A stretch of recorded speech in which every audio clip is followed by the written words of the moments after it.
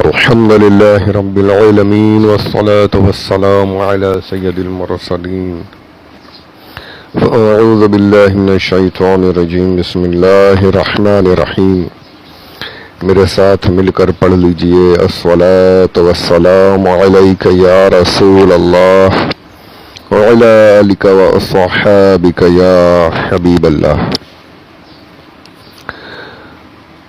میرے پیارے سامعین، معزز دوستو احباب، السلام علیکم ورحمۃ اللہ وبرکاتہ. شعبان المعظم 20 تاریخ 1442 ہجری،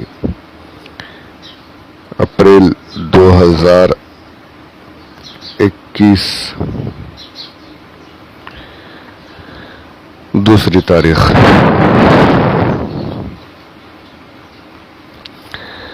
پارہ پہلا ہے الف لام میم سورۃ البقرہ، دوسری سورہ، اس کی آیت نمبر 28. میں نے پچھلے آڈیوز میں بڑی تفصیل کے ساتھ قبر کے بارے میں چند باتیں عرض کی تھیں کہ قبر میں کس طریقے سے حالات ہوتے ہیں.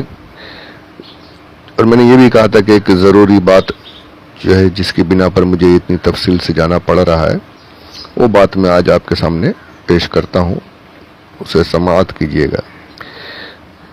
تمام تفاسیر جو میں نے اللہ کے کرم سے دیکھی، سب میں یہی تھا کہ یہاں پر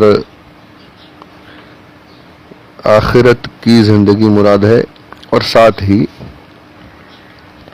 قبر کی زندگی، برزخ کی زندگی بھی مراد لی جا سکتی ہے، جو قرآن اور حدیث سے ثابت ہے. دونوں طرف کے اقوال تھے، میں نے آپ کے سامنے دونوں باتیں رکھی. تفسیر معارف القرآن جو دیوبندیوں کے مفتی شفیع دیوبندی نے لکھی ہے، انہوں نے ایک نیا شوشہ چھوڑا ہے. اپنے غلط عقیدے کو ثابت کرنے کے لیے قرآن پاک میں پھر سے اپنے من کی بات انہوں نے ڈالی ہے. وہی بات میں آپ کی خدمت میں پیش کرنا چاہتا ہوں. پہلے اس عبارت کو جو انہوں نے لکھی ہے اس پر سماعت فرما لیجئے. معارف القرآن جلد اول صفحہ نمبر 173. حیات برزخی کا انہوں نے عنوان لگایا ہے، چھوٹی سی ایک پیراگراف ہے. معارف القرآن والیوم 1 پیج نمبر 173. مفتی شفیع دیوبندی لکھتے ہیں، حیات برزخی. اس آیت میں دنیا کی زندگی اور موت کے بعد صرف ایک حیات کا ذکر ہے جو قیامت کے روز ہونے والی ہے. قبر کی زندگی، جس کے ذریعے قبر کا سوال و جواب اور قبر میں ثواب و عذاب ہونا قرآن کریم کی متعدد آیت اور حدیث کی متواتر روایت سے ثابت ہے، اس کا ذکر نہیں. دیکھیں یہاں پر انہوں نے، یہ مفسر قرآن ہے، اپنے آپ کو مفسر قرآن کہہ رہے ہیں، تفسیر لکھ رہے ہیں، اور صاف صاف انہوں نے لکھ دیا کہ صرف ایک حیات کا ذکر ہے جو قیامت کے روز ہونے والی ہے، جبکہ تمام عبارات میں، تمام تفاسیر میں صاف صاف یہ دونوں اقوال موجود ہے کہ یہ بھی مراد ہے اور قبر کی زندگی بھی مراد ہے، پر حضرت نے اپنا کھیل دکھایا ہے. تو یہی تو دیوبندی علماء کی چابک دستی ہے، چالاکی ہے. ان کے کارنامے اسی طریقے کے ہوتے ہیں کہ اپنے من کی بات کیسے ڈالنی چاہیے، اپنا گندا عقیدہ کیسے بٹھانا چاہیے، وہ ان کو بڑے اچھے سے آتا ہے. جو قرآن و حدیث سے ثابت نہیں، وہ ثابت کرنے کی کوشش کی جاتی ہے، جیسے انہوں نے یہاں پر کیا. آگے ایک اور بات پھر لکھتے ہیں، وہ وجہ یہ ہے کہ یہ برزخی زندگی اس طرح کی زندگی نہیں ہے جو انسان کو دنیا میں حاصل ہے یا آخرت میں پھر ہوگی. یہ بڑا انہوں نے نیا لایا ہے. جیسی زندگی دنیا میں ہے ویسی زندگی نہیں ہے. آگے سنیے اور آپ بھی سوچیں گے کیا لکھنا چاہتے ہیں. بلکہ ایک درمیانی صورت مثل خواب کی زندگی کے ہے. آپ بتائیے، انسان خواب دیکھ رہا ہے، جب سو جاتا ہے خواب دیکھ رہا ہے، تو خواب کی زندگی کیا ہوتی ہے آپ کو سب کو پتا ہے. کوئی کنٹرول نہیں، کچھ نہیں. اب یہ قبر میں کون سی، یعنی ایک جو اس کی اصل وجہ کیا ہے، اس کی اصل وجہ یہ ہے کہ جو عوام اہل سنت جو درگاہوں پر مزارات پر عقیدت و محبت کے ساتھ جاتے ہیں اس سے لوگوں کا دل ہٹانا. اور یہی پھر دیوبندیوں کے یہاں پر یہ سب نہیں چلتا نا، مزارات وغیرہ پر حاضری یہ سب ان کے یہاں کیا چلتا ہے کہ یہ ہم کو کیا پتا ان کی قبر میں ان کے ساتھ کیا ہو رہا ہے، ہم کو جا کر ان کے لیے دعا کرنی چاہیے. یہ عقیدہ ہے، ان کے لیے دعا کرنی چاہیے، ان سے دعا کرانا اور وسیلہ لگانا یہ سب وہ شرک ہے. ان کے یہاں پر دیوبندی کے یہاں شرک ہے. تو اپنے اس گندے عقیدے غلط عقیدے کو ثابت کرنے کے لیے قرآن پاک میں اپنے من کی بات گھسانا اس طریقے سے شروع کرتے ہیں. کیا لکھ رہے ہیں کہ یہ مثل خواب کی زندگی کے ہے، اس کو دنیا کی زندگی کا تکملہ بھی کہا جا سکتا ہے. تکملہ یعنی ایپیلوگ. کیا کتاب کے اینڈ میں جو طرح سا لکھا رہتا ہے نا، چھوٹا سا ایک ایپیلوگ کر کے لکھتے ہیں کہ دنیا ختم ہو رہی ہے، آپ زندگی ختم ہو گئی، یہ ذرا سا اس کا آخری حصہ ہے. اور آخرت کی زندگی کا مقدمہ بھی کہا جا سکتا ہے کہ یہاں دنیا کی زندگی ختم ہو رہی ہے، آخرت کی زندگی شروع ہو رہی ہے، بیچ میں برزخ کی زندگی. ویسی زندگی چھوٹی سی بھی دنیا کی زندگی کی طریقے سے نہیں ہے، آخرت کی زندگی کی طریقے سے نہیں ہے. اس لیے کوئی مستقل زندگی نہیں. یہ پورا عبارت لکھی ہے یہاں پر جس کا جداگانہ ذکر کیا جائے. یہ اپنی عبارت سنی دیوبندیوں کے مفسر قرآن مفتی شفیع دیوبندی نے یہ بات لکھی ہے. مطلب یہی ہے کہ قبر کی زندگی بالکل ایک الگ سی مختصر سی خواب کے جیسی زندگی ہے، اس کا دنیاوی زندگی کی طریقے سے کوئی موازنہ نہیں کرنا چاہیے. یہ بات بالکل غلط ہے. میں تو بہت چھوٹا سا کچھ علم ہے بھی نہیں، ہمارے علماء اگر بیٹھ جائے تو ان کی بالکل دھجیاں اکھڑ کے رکھ دیں. پھر بھی میں چند ایک باتیں عرض کرنا ضرور چاہوں گا کہ یہ بالکل قرآن و حدیث کے خلاف بات انہوں نے لکھ دی ہے.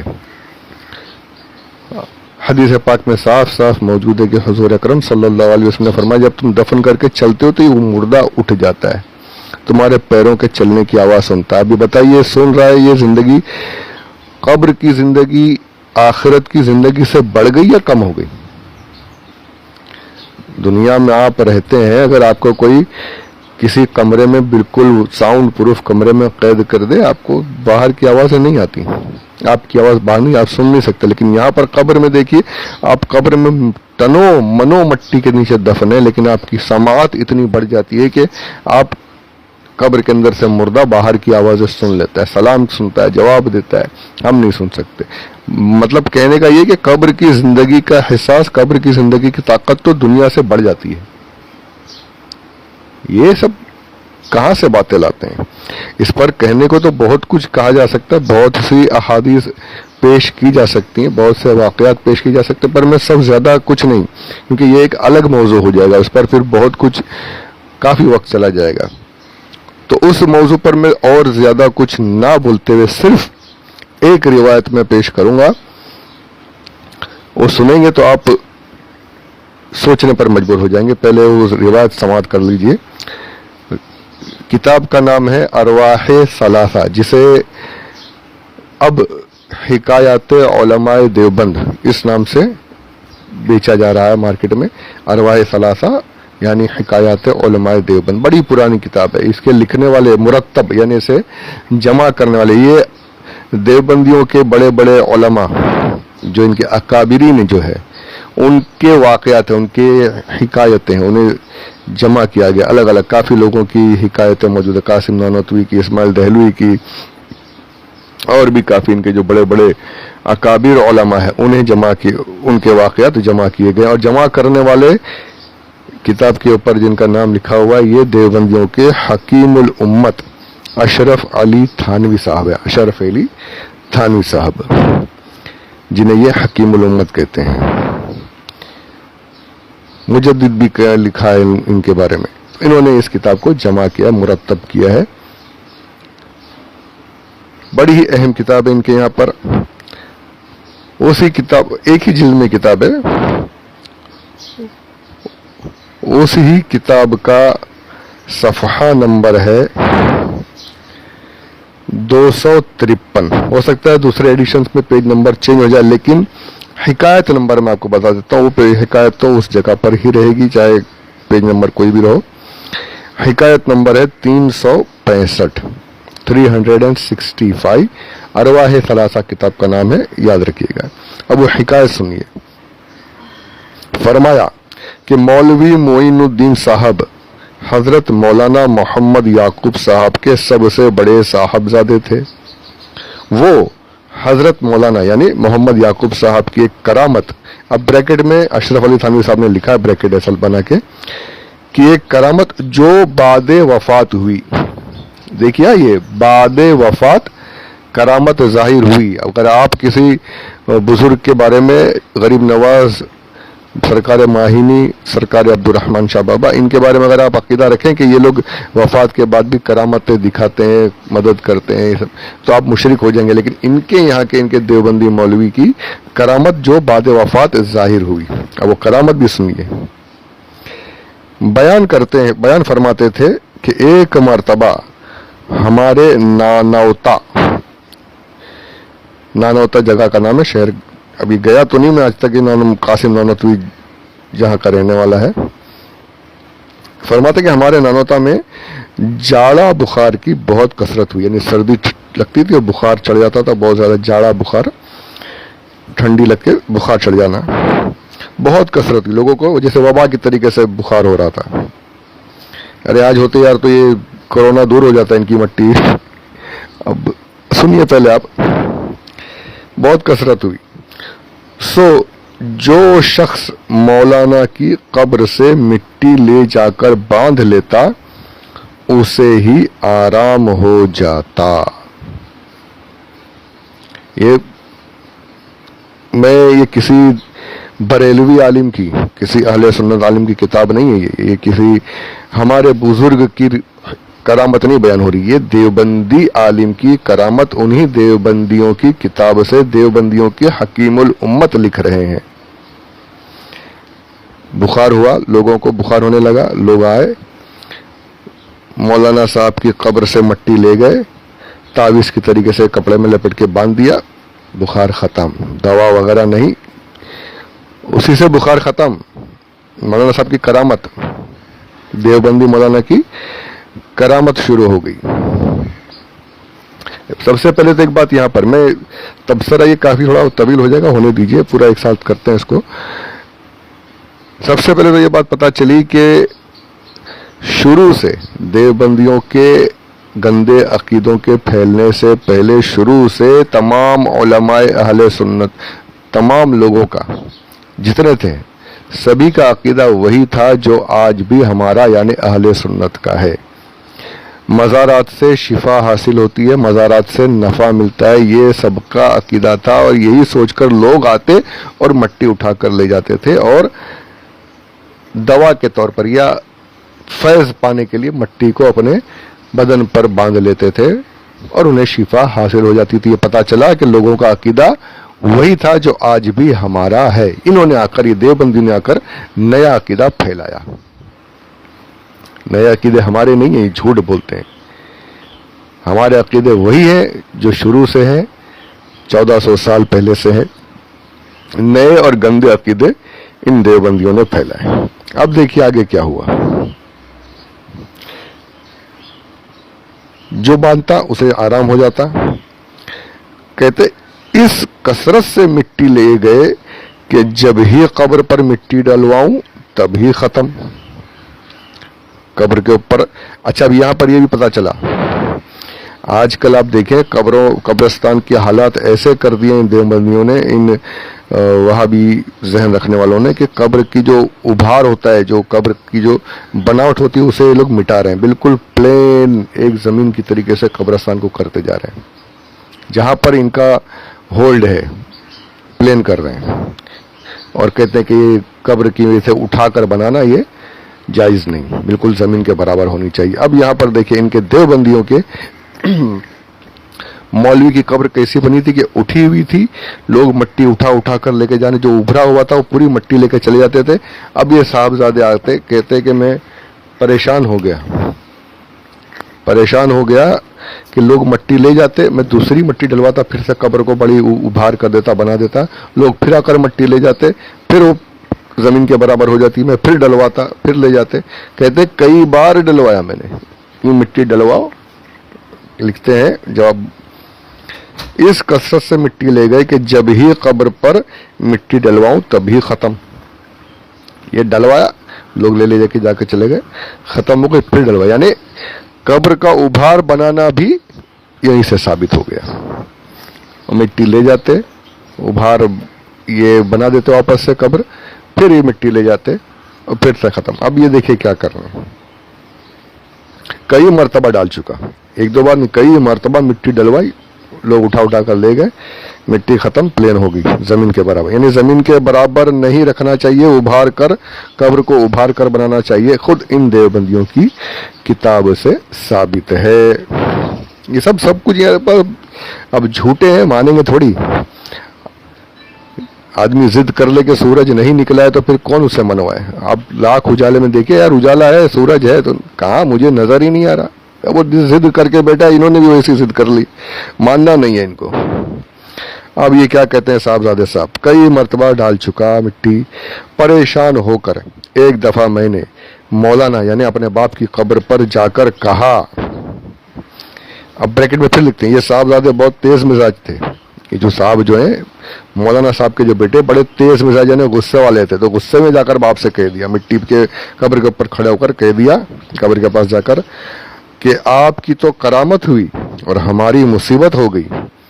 یاد رکھو کہ اگر اب کے کوئی اچھا ہوا تو ہم مٹی نہ ڈالیں گے, ایسے ہی پڑے رہیو, لوگ جوتا پہنے تمہارے اوپر ایسے ہی چلیں گے.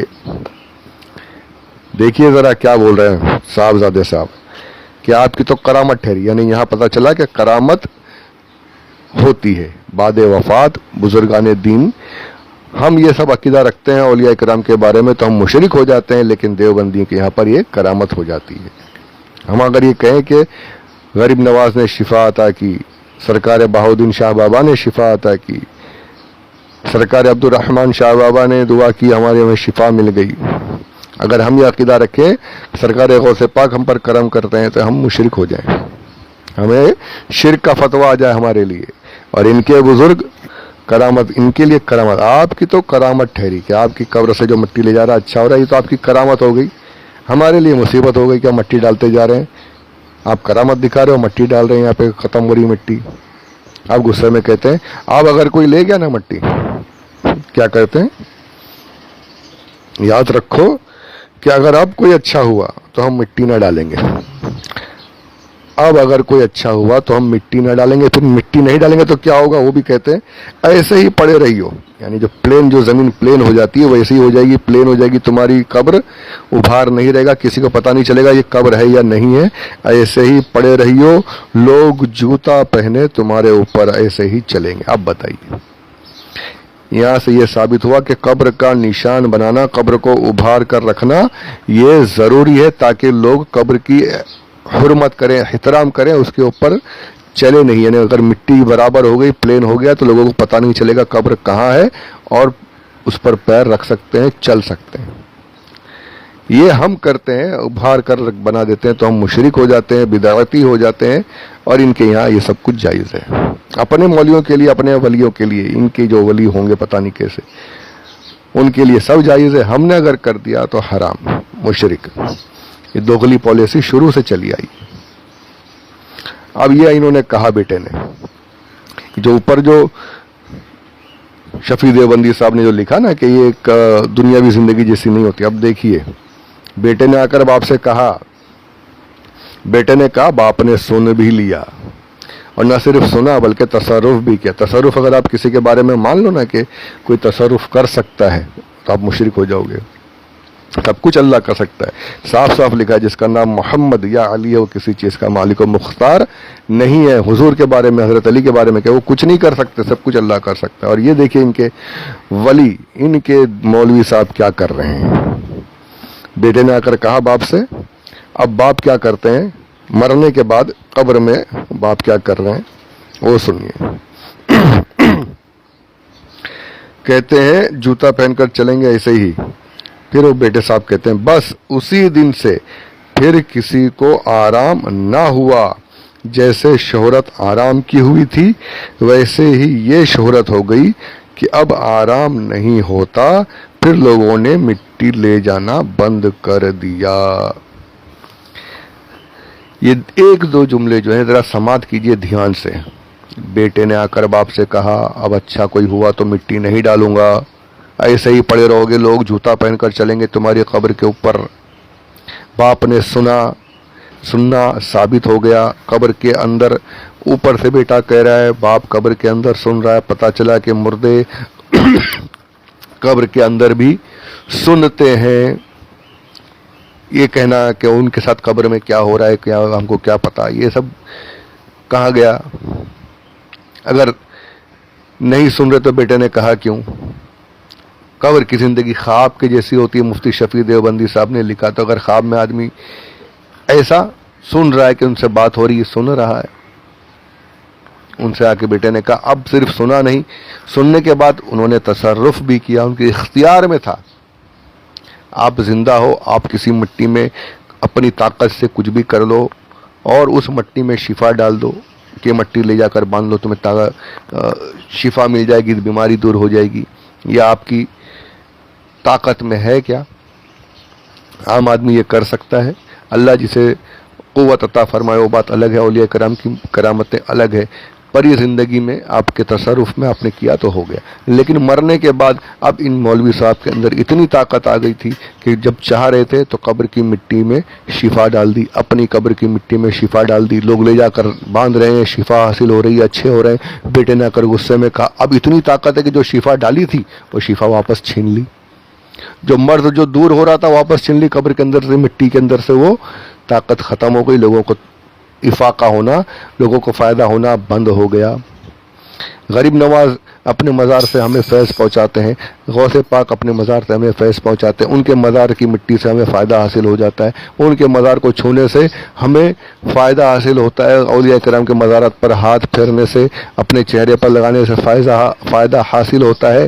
یہ اگر عقیدہ ہم رکھیں تو ہم مشرک ہو جائیں، ہم بدعتی ہو جائیں، بریلوی ہو جائیں، لیکن یہی چیزیں دیوبندیوں کے مولوی صاحب خود کر رہے ہیں، جا کر باپ سے بول رہے ہیں اور باپ اس پر عمل بھی کر رہا ہے۔ اتنی طاقت، اتنا تصرف کہ جب چاہ رہے تھے مٹی میں شفا کی طاقت آ گئی، لوگوں کو شفا ہو رہی تھی، فائدہ حاصل ہو رہا تھا، بیٹے نے غصے سے کہا، باپ نے شفا دینا بند کر دیا، اتنی طاقت۔ تو اب مجھے یہ بتانا ہے اس روایت میں کتنی ساری باتیں موجود ہیں۔